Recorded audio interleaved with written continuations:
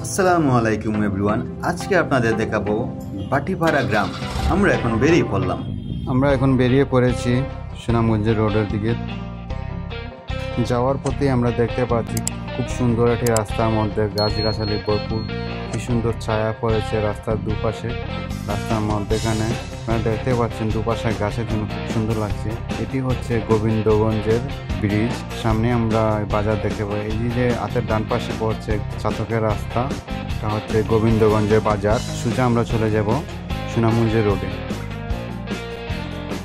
সামনে একটি বাজার আছে, এটি হলো জাওয়া বাজার। আর শনিবার এখানে গরু ছাগলের হাট বসে বাজার বার উপলক্ষে। এটি হচ্ছে মহাসিন নদী, এটি হচ্ছে পাগলা বাজার। বাজার পার হয়ে সামনে দেখতে পেলাম খুব সুন্দর একটি স্পট। এই ভাস্কর্যটি প্রবাসীদের কল্যাণে নির্মিত। এখন আপনাদের দেখাবো বিশাল একটি হাওর, যার নাম বেকার হাওর। এখানে বাংলাদেশের 3 দিনের চাল উৎপাদন হয়। এই যে দেখুন এই হাওরটি, এখানে বাংলাদেশের 3 দিনের চাল উৎপাদন হয়। ওখানে যে মানুষগুলো দেখছেন ওনারা সবাই ধান কেটে ধান শুকিয়ে গড়ে তোলার পালা। খুব সুন্দর একটি স্মেল আসে, মধুর গ্রাম। এখন আমরা আপনাদের দেখাবো বীরের রাস্তা মদনপুর। আমরা বাম পাশে ঢুকে গেলাম।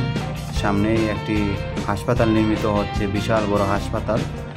এই এলাকার মানুষদের খুব বড় একটি প্রত্যাশা ছিল, একটা হাসপাতাল দরকার, উন্নত মানের হসপিটাল। এটি একটা স্টিলের ব্রিজ, জরাজীর্ণ অবস্থায় আছে। এর পাশে একটি ব্রিজের কাজ চলছে। আমাদের গন্তব্যস্থানের কাছাকাছি চলে এসেছি। এটি হচ্ছে নোয়াখালী বাজার। এই দৃশ্যটা দেখুন, রাস্তার মধ্যেখানে ধান শুকানো চলছে।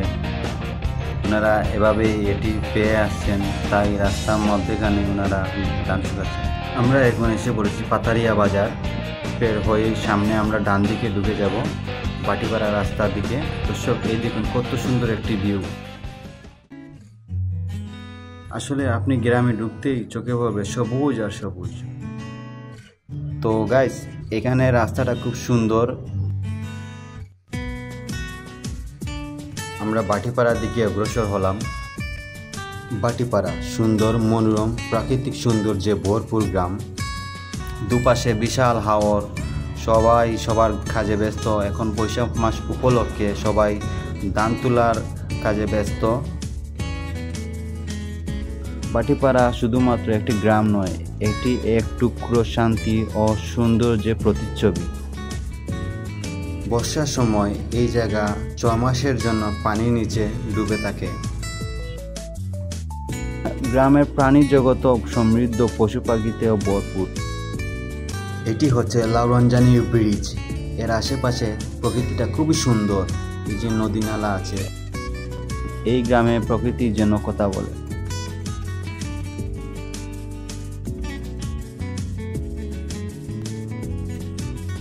বাংলার এক মনোরম গ্রাম, যেখানে প্রকৃতি তার সমস্ত রূপ ও রঙে নিজেকে প্রকাশ করে।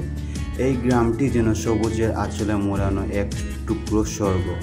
চারপাশ জুড়ে বিস্তৃত ধানক্ষেত, জলাশয়ে ভরপুর।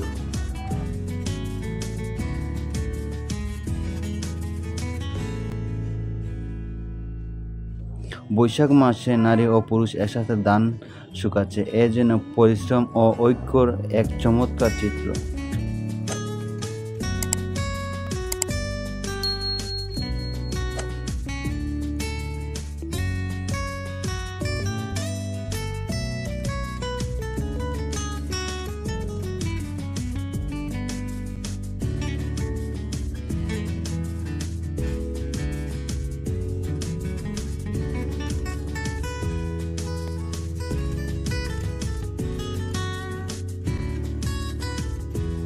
বৈশাখ মাসে গ্রামের চিত্র আরও রঙিন হয়ে ওঠে। প্রখর রোদের মধ্যেও নারী পুরুষ একসাথে মাঠে ধান শুকাচ্ছে, হাসি মুখে পরিশ্রম করছে। এই দৃশ্য যেন বাংলার জীবনযাত্রার এক বাস্তব প্রতিফলন।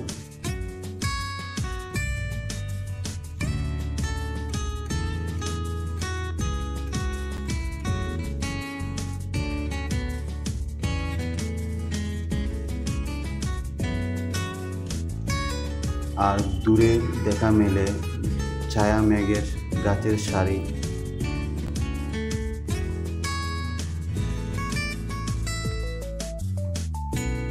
এটি হচ্ছে বাটিপাড়া বাজার। এই বাজারে দাঁড়িয়ে আছে একটি ঐতিহাসিক মসজিদ, যার স্থাপত্য আর নীরব সৌন্দর্য গ্রামবাসীর কাছে গর্বের এক প্রতীক।